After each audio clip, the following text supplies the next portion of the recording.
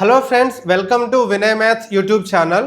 So already మనకి paper 1 SSC GD previous year 30 papers మనకి previous ఇయర్లో వచ్చిన పేపర్ ఎక్స్ప్లెనేషన్స్ అయితే మనం వీడియోస్ అనేవి చేస్తున్నాము.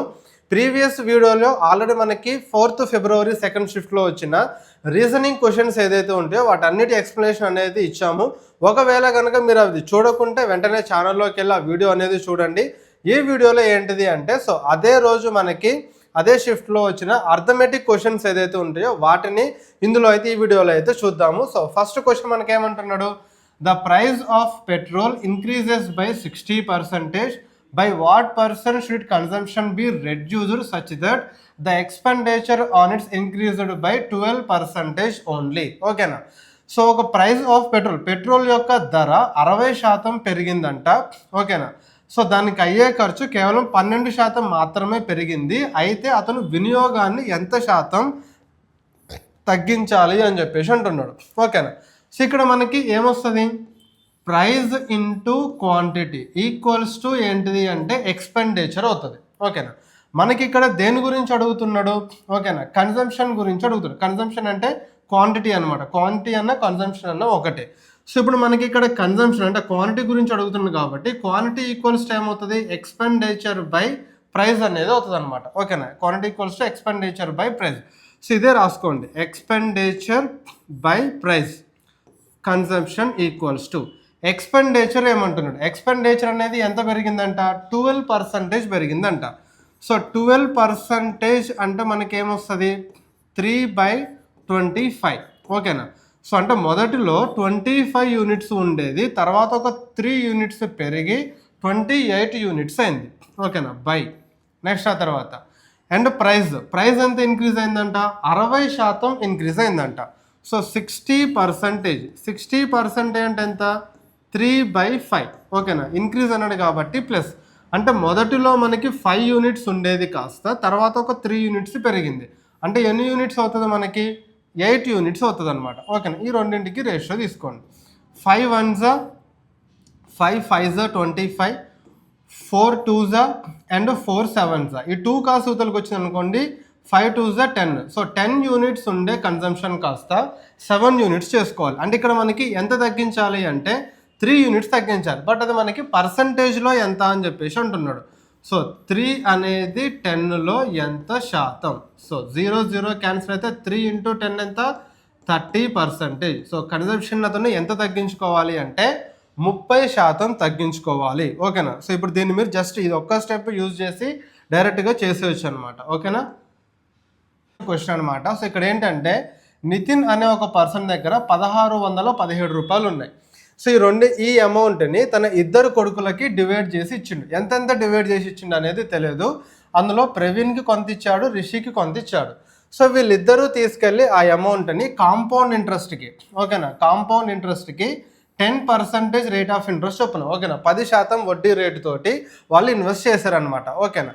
ఇన్వెస్ట్ చేసిన తర్వాత ఇక్కడ ప్రవీణ్కి ఏమో 17 సంవత్సరాల తర్వాత వచ్చిన అమౌంట్ అండ్ రిషికి ఏమో 18 సంవత్సరాల తర్వాత వచ్చిన అమౌంట్ రెండు కూడా సమానం అని చెప్పేసి అంటున్నాడు. ఇక్కడ చూడండి, ఇక్కడ రేట్ ఆఫ్ ఇంట్రెస్ట్ అనేది సేమ్ అండ్ ఆ తర్వాత వాళ్ళకి ఎండ్లో వచ్చిన అమౌంట్ అనేది సేమ్. ఓకేనా. అండ్ ఇక డిఫరెన్స్ ఏంటిది అంటే ప్రిన్సిపల్ అనేది డిఫరెన్స్. ఓకేనా. అసలు అనేది డిఫరెంట్గా ఉంటుంది అండ్ టైం అనేది డిఫరెంట్గా ఉంటుంది. ఓకేనా. ఇక్కడ ఇలాంటి క్వశ్చన్స్ ఏదొచ్చినా సరే సింపుల్గా చేయాలి అంటే ఏంటంటే ఇక్కడ రేట్ ఆఫ్ ఇంట్రెస్ట్ ఎంత అన్నాడు, 10% అన్నాడు. 10% అంటే మనం యూజువల్గా 1/10 అని రాస్తాం. అంటే +1 రేట్ ఆఫ్ ఇంట్రెస్ట్ కాబట్టి పెరిగిద్ది కాబట్టి +1 అంటే 11 అంటే +1 చేస్తే 11. ఒకటేమో మనకి 10 రాసుకుంటే ఇంకొకటేమో 11. ఓకేనా. అండ్ ఆ తర్వాత ఇక్కడ ఇద్దరు పర్సన్స్లో తక్కువ టైం ఎవరైతే ఇన్వెస్ట్ చేశారో, తక్కువ టైం ఎవరు ఇన్వెస్ట్ చేశారు, మనకి ప్రవీణ్ ఇన్వెస్ట్ చేశాడు. అతనికేమో పెద్ద నెంబర్కి రాసుకోండి. ఓకేనా. అంటే 11 యూనిట్స్ ఏమో ప్రవీణ్ అవుతుంది. ఎందుకు అంటే ఇప్పుడు ఇతని రేట్ ఆఫ్ ఇంట్రెస్ట్ ఎలాగో ఇద్దరిది సేమ్, బట్ ఇతను తక్కువ టైంలో మళ్ళీ అమౌంట్ అనేది సేమ్ వచ్చింది అంటే ఇతనిది ప్రిన్సిపల్ అనేది ఎక్కువ.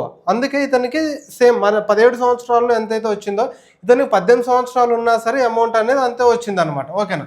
అందుకనే ప్రిన్సిపల్ ఇతనిది ఎక్కువ ఉంటుంది కాబట్టి 11కి ప్రవీణ్ది రాసుకోండి. నెక్స్ట్ ఆ తర్వాత రిషి ఏదైతే ఉన్నో రిషిది మనకి ప్రిన్సిపల్ తక్కువ ఉన్నది, అందుకనే టైం అనేది ఎక్కువ అనమాట. ఓకేనా. 10 దగ్గర మనకి రిషిది రాసుకోండి. ఓకేనా. ఇప్పుడు వీళ్ళిద్దరిది ఇక టైం డిఫరెన్స్ ఎంత ఉన్నది అనేది చూసుకోండి. వీళ్ళిద్దరికి మధ్య టైం డిఫరెన్స్ ఎంత అంటే 1 ఇయర్ ఉన్నది. సో ఇక్కడ పవర్ 1 ఒకవేళ 2 ఇయర్స్ డిఫరెన్స్ ఉంటే ఇక్కడ 10 స్క్వేర్ 11 స్క్వేర్ అవుతుంది. బట్ ఇక్కడ 1 ఇయరే కాబట్టి జస్ట్ మనకి పవర్ 1 అనేది వస్తుంది. ఓకేనా, అంటే వీళ్ళిద్దరి ప్రిన్సిపల్స్ మధ్య రేషియో ఎంత అంటే 10:11. సో ఇప్పుడు టోటల్ కలిపితే ఇక్కడ మనకి ఎన్ని యూనిట్స్ అవుతుంది, 21 యూనిట్స్ అవుతుంది, అంతే కదా. 10 + 11 ఎంత, 21 యూనిట్స్. ఆ 21 యూనిట్స్ ఇక్కడ ఎంతకి ఈక్వల్, 1617 రూపాయలకి ఈక్వల్. ఓకేనా, ఈ 1617 అనేది 21 యూనిట్స్కి ఈక్వల్ అయితే మనకు కావాల్సింది ఎవరిది అడుగుతున్నాడు, ప్రవీణ్ది ఎంత అని అడుగుతున్నాడు. సో ప్రవీణ్ది ఎన్ని యూనిట్స్ ఉన్నది, ఇక్కడ 11 యూనిట్స్ ఉన్నది. అయితే 11 యూనిట్స్ వాల్యూ ఎంత. ఓకేనా, సో క్యాన్సిలేషన్ చేసుకుంటే 3 7s, ఓకేనా, 3 5s 15. సో 15 పోతే 3 3s 9 అండ్ 3 9s 27.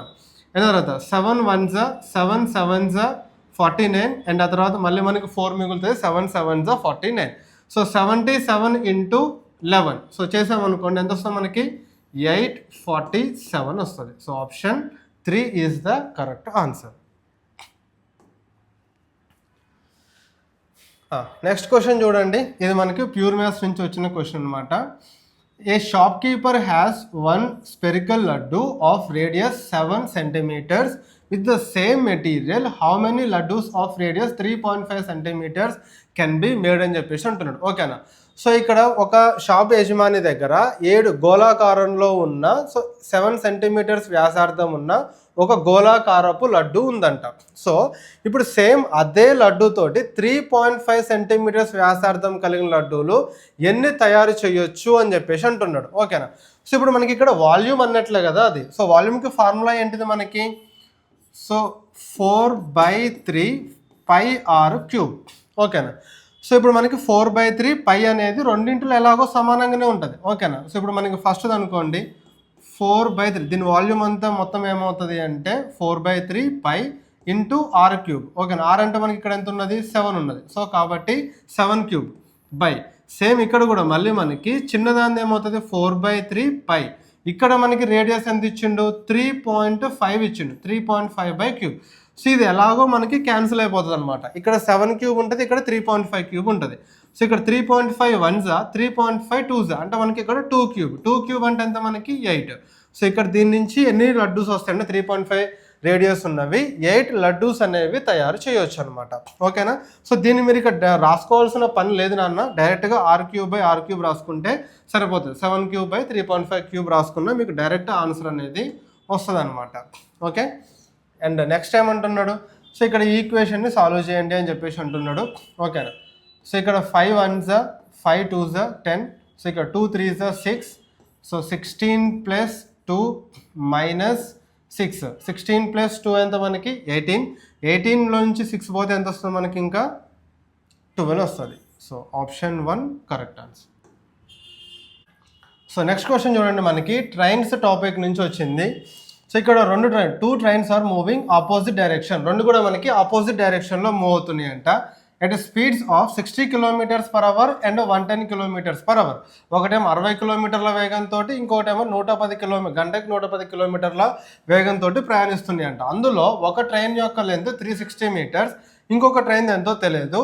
బట్ ఈ రెండు ఒకదాన్ని ఒకటి క్రాస్ చేసుకోవడానికి 21 సెకండ్ల టైం అనేది పట్టిందంట. అయితే ఇంకొక ట్రైన్ యొక్క లెంత్ ఎంత అని చెప్పేసి మనకు అడుగుతున్నాడు. ఓకేనా, సో ఇప్పుడు ఇక్కడ మనకేంటిది అంటే డిస్టెన్స్ అనేది, లెంత్ అంటే డిస్టెన్స్, డిస్టెన్స్ ఈక్వల్స్ టైం అవుతుంది స్పీడ్ ఇంటూ టైం. సో ఇక్కడ స్పీడ్ ఏంటి, ఆపోజిట్ డైరెక్షన్లో వెళ్తున్నాయి కాబట్టి రెండింటి యొక్క స్పీడ్స్ అనేవి మెర్జ్ అవుతాయి. ఓకేనా, కలుస్తాయి అనమాట.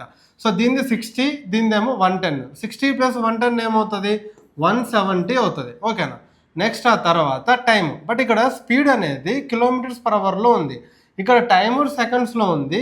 మనకి అడిగిన క్వశ్చన్ అంటే లెంత్ కూడా మనకి మీటర్స్లో అడుగుతున్నాడు. సో కాబట్టి ఓకేనా, ఇక్కడ మీటర్స్లో అడుగుతున్నాడు. సో కాబట్టి దీన్ని కూడా మనం మీటర్/సెకండ్లోకి కన్వర్ట్ చేసుకోవాలి. km/hని మీటర్/సెకండ్లో కన్వర్ట్ చేసుకోవాలంటే ఇంటూ 5/18. ఓకేనా, అండ్ తర్వాత ఇంటూ టైం. టైం ఎంత అంటే 21 సెకండ్స్. ఓకేనా, ఇక్కడ మనకి ఇది సాల్వ్ చేస్తే మీకు 2 ట్రైన్స్ యొక్క మొత్తం లెంత్ అనేది వస్తుంది. ఓకేనా, సో దాంట్లో నుంచి ఈ 360 మీటర్స్ని మైనస్ చేసాము అనుకోండి, ఇంకొక ట్రైన్ యొక్క లెంత్ అనేది వస్తుంది. ఓకేనా, ఆల్రెడీ మనకు ఒకదాన్ని ఇచ్చిండు కదా. సో ఇప్పుడు ఈ టోటల్లో నుంచి 360ని మైనస్ చేస్తే ఇంకొక ట్రైన్ యొక్క లెంత్ అనేది వస్తుంది అనమాట. సో ఇప్పుడు ఇక్కడ దీన్ని క్యాన్సిలేషన్ చేసుకుంటే 3 6 తర్వాత 3 7s 2 3s 2 85s ఓకేనా. సరే ఇప్పుడు దీన్ని మనము కనుక మొత్తం ఇంటూ చేసుకున్నాము అనుకోండి. ఇంటూ చేసిన తర్వాత మనం బై 3 చేయాలి. ఇక్కడ ఉన్నాయి అన్నీ కూడా ఎలాగో డెసిమల్సే ఉన్నాయి. సో డెసిమల్స్ ఉన్నాయంటే ఇది ఖచ్చితంగా 3 తోటి డివిజిబుల్ అయితే అవ్వదు. ఓకేనా, ఎగ్జాక్ట్లీ డివిజిబుల్ అవ్వదు. సో మనకి 3తో డివిజిబుల్ అవ్వకపోతే లాస్ట్లో మనకు వస్తే ఒకటి 0.33 వస్తుంది, లేదంటే 0.66 వస్తుంది. ఇది ఎలాగో మనకి ఇంటీజర్ 360 అని ఉన్నది, అది తీసేసిన తర్వాత కూడా ఇవి మనకి ఖచ్చితంగా రిపీట్ అవుతాయి అనమాట.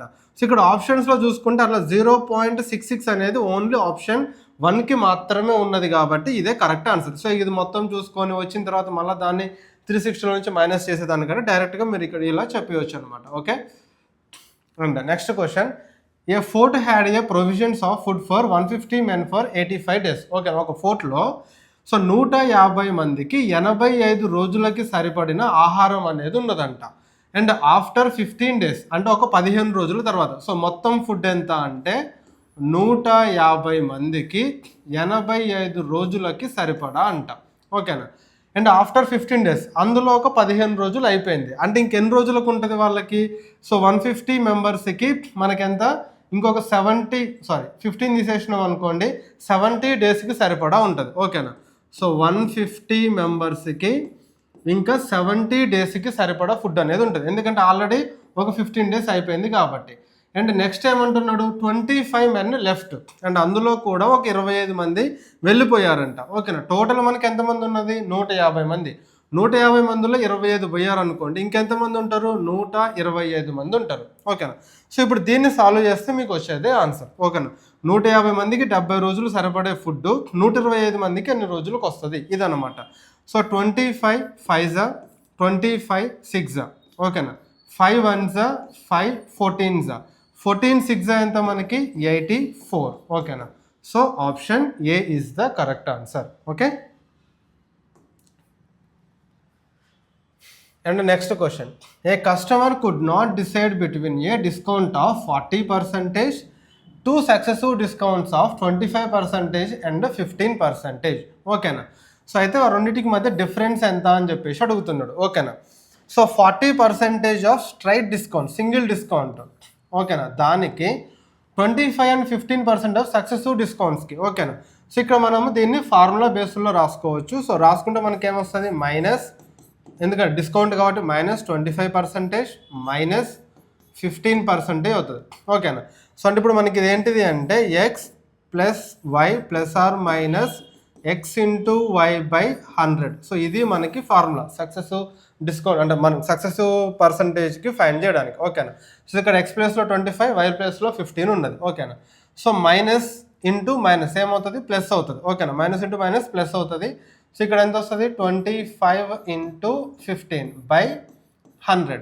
సో -25 -15 అంటే మనకి ఇక్కడ -40% ప్లస్ 25 ఇంటూ 15 25 ఇంటూ 15 ఎంత 375 375 బై 100 అంటే 3.75%. సో అంటే మనకి ఇక్కడ ఏంటిది ఇక్కడ 40%, ఇక్కడేమో 40%కి ఒక 3.75% తక్కువ. ఓకేనా, సో అంతే కదా 3.75 మనం తీసేసాం అనుకోండి ఇంకెంత ఉంటుంది మనకి 36.25% వస్తుంది. ఇక్కడేమో 40% వస్తున్నది అంటే అతనికి ఎంత తక్కువ వస్తున్నది అంటే 3.75% తక్కువ వస్తుంది అని. ఓకేనా, డిఫరెన్స్ ఎంత అంటే 3.75%.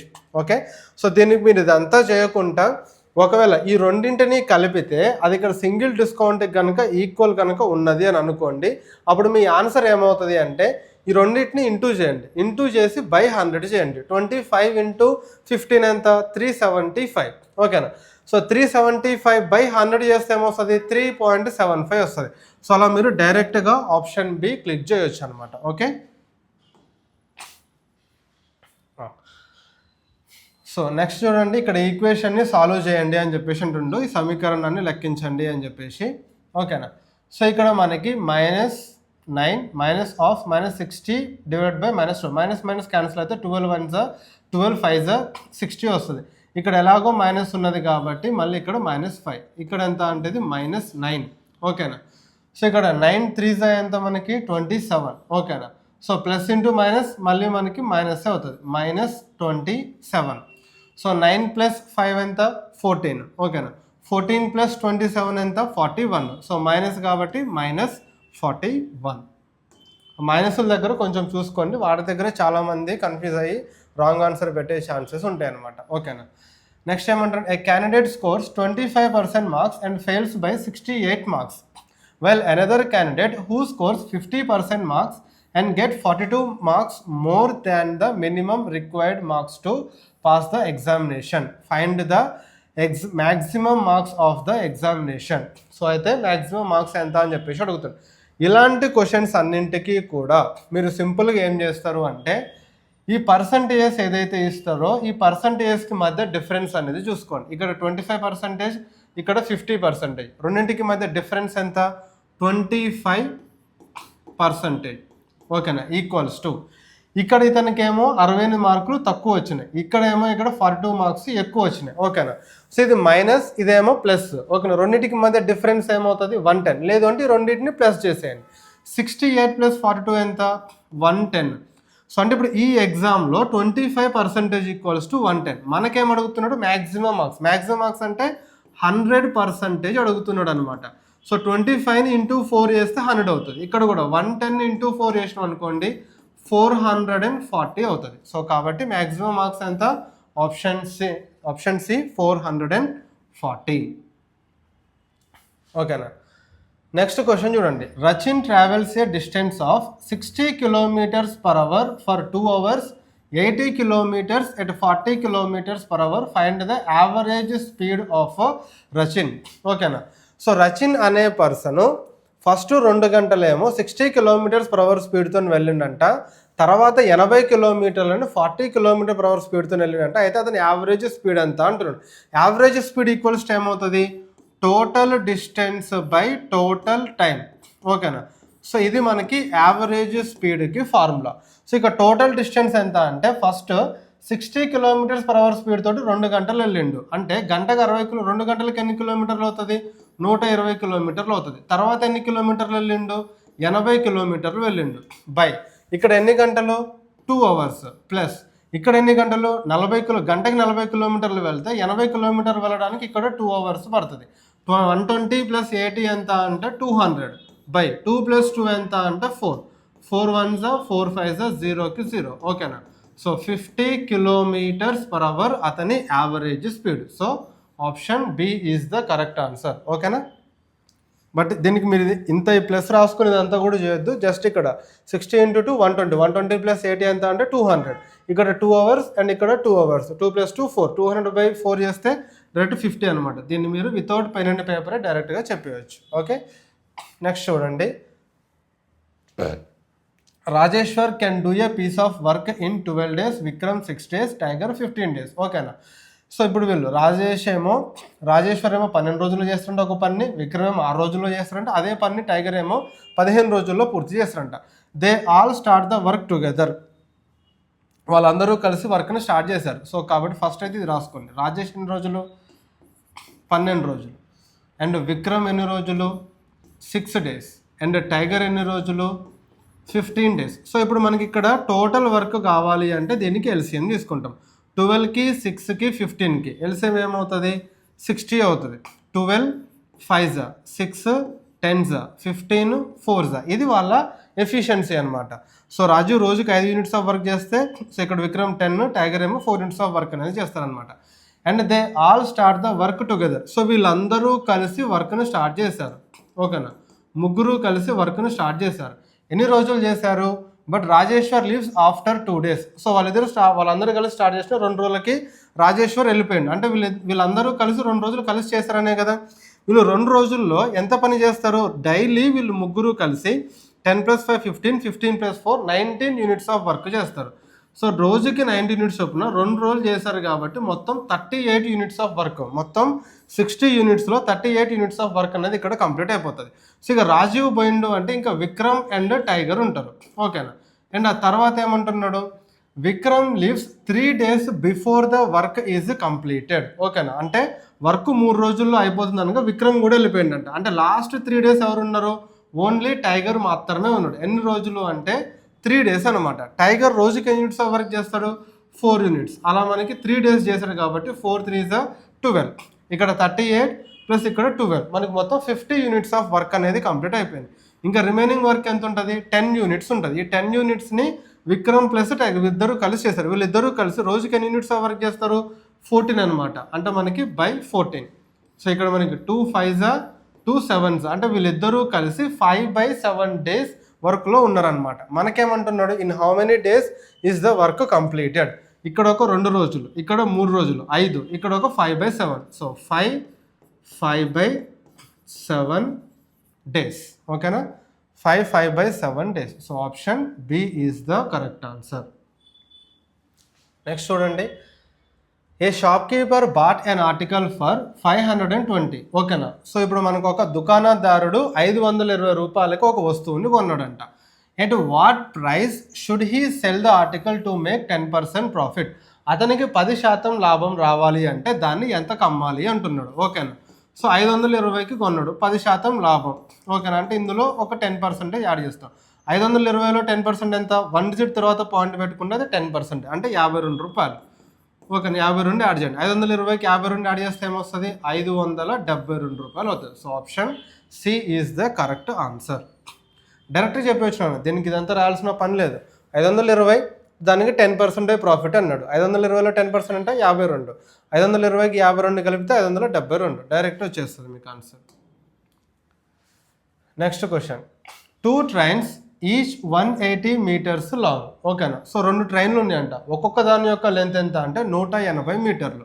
Are moving towards each other. ఓకేనా, అవి రెండు కూడా ఏంటిది, ఈచ్ అదర్ అంటే ఆపోజిట్ డైరెక్షన్లో మూవ్ అవుతూ ఉన్నాయి on parallel tracks at speeds of 50 km/h 70 km/h. ఎన్ని స్పీడ్ ఎంత, ఒకటేమో 50, ఇంకోటేమో 70 km/h స్పీడ్తో వెళ్తున్నాయి. In how many seconds will they completely cross each other అంటారు. అయితే ఎన్ని సెకండ్స్ తర్వాత దాన్ని ఒకదాన్ని ఒకటి క్రాస్ చేసుకుంటాయి.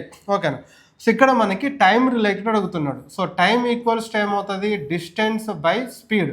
సో డిస్టెన్స్ ఎంత అంటే ఒక్కొక్క ట్రైన్ది 180 మీటర్లు. సో 2 ట్రైన్లది కలిపి 180 ప్లస్ 180 ఎంత, 360 మీటర్లు బై స్పీడ్ ఎంత అంటే దీనిదేమో 50 అండ్ దీనిదేమో 70.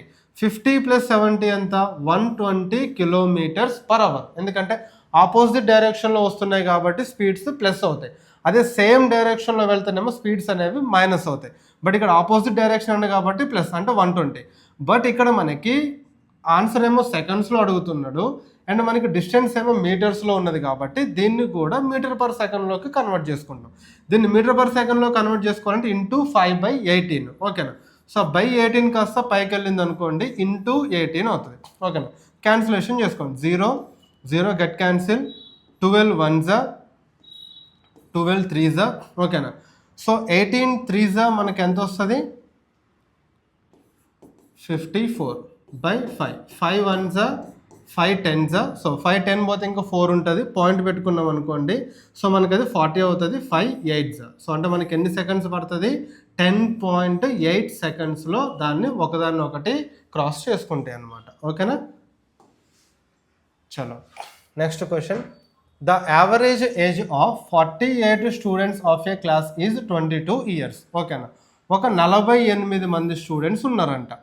వీళ్ళ యావరేజ్ ఏజ్ ఎంత అంటే 22 సంవత్సరాలు. ఓకేనా, if the age of the teacher is also included. ఓకేనా, సో ఇప్పుడు వీళ్ళ టీచర్ ఏజ్ను కూడా ఇంక్లూడ్ చేశాము అని అనుకోండి, the average age of whole group become 23 years. So ఇప్పుడు వాళ్ళందరి యావరేజ్ ఏజ్ ఏమవుతుందంట, 23 years అవుతుందంట. 22 years ఉన్నది కాస్త 23 years అవుతున్నది. ఎంత ఇంక్రీజ్ అవుతున్నది, 1 year ఇంక్రీజ్ అవుతున్నది. ఎంతమందికి ఇంక్రీజ్ అవుతున్నది, 48 మెంబర్స్కి ఇంక్రీజ్ అవుతున్నది. ఎందుకు, ఇక్కడ మనకి టీచర్ ఏజ్ కూడా యాడ్ అయింది కాబట్టి. ఒకవేళ టీచర్ మనకి ఈ 23 years వస్తే మనకి చేంజ్ ఉండదు కదా. ఈ 23కి వీళ్ళకి ఇచ్చిన ఒక్కొక్కరికి 1 year, అట్లా మనకి 48 మెంబర్స్ కాబట్టి ఈ 48 మెంబర్స్ ఇది కూడా యాడ్ అయింది అనమాట. ఓకేనా, సో అంటే ఇప్పుడు టీచర్ ఏజ్ ఏమవుతుంది, 23 + 48 ఎంత వస్తుంది మనకి, 71 years అవుతుంది. ఓకేనా, టీచర్ ఏజ్ ఎంత అంటే ఆప్షన్ డి 71 years. ఓకేనా, సో ఇది మనకి ఏజెస్లో యావరేజెస్ టాపిక్లో నుంచి వచ్చిన question. Next, if 7a = 7A equals to 6B equals to 12C. అయితే A:B:C ఎంత అని అడుగుతున్నాం. సో ఇక దీన్ని మనం రెండు విధాలుగా చేయొచ్చు నాన్న. ఒకటి ఏంటి అంటే, సో దీనికి ఏదైతే ఉందో దీనికి ఎల్సిఎం తీసుకోవాలి. 7కి 6కి 12కి ఎల్సిఎం తీసుకొని దాని ప్రకారం చేస్తాం. లేదు అంటేనేమో A:B:C వాల్యూ. సో ఇక్కడ మనకి ఏ వాల్యూ కావాలంటే B అండ్ Cని ఇంటూ చేయాలి. ఓకేనా, అంటే 6 × 12. ఓకే, నెక్స్ట్ ఆ తర్వాత B వాల్యూ కావాలంటే A × C. ఓకేనా, 7 × 12. నెక్స్ట్ ఆ తర్వాత C వాల్యూ కావాలంటేనేమో A అండ్ B, అంటే 7 × 6 ఇంటూ చేయండి. క్యాన్సిలేషన్ చేస్తే 6 1s 6 2s 6 2s 6 2s ఎంత 12, 7 2s ఎంత 14, 7 1s ఎంత 7. So 12:14:7. Option B is the correct answer. ఓకేనా, సో ఇలా చేయొచ్చు. లేదంటే వీటికి ఎల్సిఎం తీసుకోవాలి. ఎల్సిఎం తీసుకొని ఇక్కడ మనకి 7 తోటి మల్టిప్లై చేసినా సరే మనకి ఆన్సర్ అనేది వస్తుంది అనమాట. Okay, next, Sarang invested some money in HDFC at 4% per annum rate of interest. What would be the corresponding simple interest if after 2 years Sarang got 153 as the compound interest considering annual compounding? ఓకేనా, so Sarang అనే person కొంత మనీని so బ్యాంకులో 4% వడ్డీ rate చొప్పున invest చేసిండంట. ఓకేనా, so దానికి 2 సంవత్సరాలలో 153 రూపాయల కాంపౌండ్ ఇంట్రెస్ట్ అంటే చక్ర వడ్డీ అనేది వచ్చిందంట. అయితే ఇందులో సింపుల్ ఇంట్రెస్ట్ ఎంత, సాధారణ వడ్డీ లేదా బారు వడ్డీ ఎంత అని చెప్పేసి అడుగుతున్నాడు. సో దీన్ని మనం ట్రీ మెథడ్లో చేస్తాం నాన్న. సో 4% అంటే మనకి ఏం రాసుకుంటాము, 1/25. ఓకేనా, సో 2 years అనండి కాబట్టి 25 స్క్వేర్ రాసుకుంటాం. సో టోటల్ ప్రిన్సిపల్ అంటే 625. అండ్ ఆ తర్వాత సో ఫస్ట్ ఇయర్ది 625లో 25 మనకి 4% ఎంత 25. సో ఇక్కడ 25 దీంట్లో బై 25 చేస్తే 1 అనేది వస్తుంది. ఓకేనా, సో ఇది మొత్తం ఏంటిది అంటే కాంపౌండ్ ఇంట్రెస్ట్. సో ఇంతవరకు ఏంటిదంటే ఇది సింపుల్ ఇంట్రెస్ట్. సో ఇది ఏంటిదంటే సింపుల్ ఇంట్రెస్ట్కి కాంపౌండ్ ఇంట్రెస్ట్కి మధ్య డిఫరెన్స్ అనమాట. ఓకేనా, సో ఇప్పుడు మనకి ఇక్కడ కాంపౌండ్ ఇంట్రెస్ట్ 25 + 25 50 + 1 51 యూనిట్స్ అవుతున్నది. ఓకేనా, సో 51 యూనిట్స్ అవుతుంది. 51 యూనిట్స్ ఈక్వల్స్ టు మనకి ఇక్కడ ఎంత ఇచ్చిండు 153 rupees. Then 1 unit equals to ఏమవుతుంది 3 రూపీస్ అవుతుంది. మనకేం అడుగుతున్నాడు సింపుల్ ఇంట్రెస్ట్. సింపుల్ ఇంట్రెస్ట్ అంటే ఓన్లీ 25 + 25 50 యూనిట్స్ మాత్రమే. సో 50 యూనిట్స్ వాల్యూ ఎంత, సో 50 × 1 యూనిట్ వాల్యూ 3 కాబట్టి 50 × 3 150 అవుతుంది. So option C is the correct answer. Okay, so next question చూడండి, ఫైండ్ ద వాల్యూ ఆఫ్. సో ఇక్కడ మనకు ఒక ఈక్వేషన్ ఇచ్చిండు, సో దాన్ని సాల్వ్ చేయండి అని చెప్పేసి అంటున్నాడు. ఓకేనా, సో ఇక్కడ మనం చూస్తే 2 1s అండ్ 2 8s. ఓకేనా, సో ఇక్కడ మనకి 7 1s అండ్ 7 3s 21. ఓకేనా, ఇక్కడ మనకి 6 1s 6 అండ్ ఆ తర్వాత 6 4s 24. ఓకే, ఇక్కడ మనకి 14 ఉన్నది. సో 14 ఇంటూ ఇది మనకి బ్రాకెట్లో ఇచ్చాడు 13 + 8 ఇంటూ 8 - 6. 8 - 6 అంటే ఏం మిగులుతుంది మనకి 2 మిగులుతుంది. ఓకేనా, సో 8 2s ఎంత 16. 16 + 13 అడుగు. ఓకేనా, ప్లస్ చేయాలి. 16 + 13 ఎంత అవుతుంది మనకి 29 అవుతుంది. 29 × 14 14 × 29. సో ఇక్కడ మనకి ఏంటిది అంటే మీరు 13 × 14 చేసుకోవచ్చు. ఓకేనా, అంటే 30 × 14 స్ప్లిట్ అండ్ మెర్జ్లో చేసుకుంటే 30 × 14 చేసుకోవచ్చు. ఒకవేళ మనము యూనిట్ డిజిట్ ప్రకారం వెళ్ళాలి అనుకుంటే 9 4s 36 మన 6తోని ఎండ్ అయ్యాయి 2 ఉన్నాయి అనమాట. ఓకేనా, సో అందుకనే ఇప్పుడు ఇది 30 అనుకోండి. 30 × 14 14 3s ఎంత మనకి 42 అంటే 420. 420లో నుంచి మనకి ఇంకొక 14 అనేది మైనస్ చేయాలి. సో అంటే మనకి ఎంత వస్తుంది 406 అనేది వస్తుంది. ఓకేనా, నెక్స్ట్ చూడండి, a dishonest shopkeeper promises to sell his goods at cost price. ఓకేనా, సో ఒక మోసం చేసే వ్యాపారి తన వస్తువులని కాస్ట్ ప్రైస్కి అంటే కొన్న ధరకే అమ్ముతున్నా అని చెప్పేసి అంటాడు అనమాట. But he actually uses weight that actually weight 26% less than the what is return on it. So but కాకపోతే అక్కడ రాసి ఉన్న దాని మీద ఎంతైతే ఉంటుందో దానికంటే 25% తక్కువ వెయిట్ అనేది యూజ్ చేస్తారంట. ఫర్ ఎగ్జాంపుల్ అతను 1000 గ్రామ్ 1 గ్రాము 1 రూపాయికి అమ్ముతున్నాడు అనుకుందాం. సో ఇప్పుడు 1000 గ్రాములు అనుకోండి, 1 కిలో అంటే 1000 గ్రాములు కదా, ఇది కాస్ట్ ప్రైస్.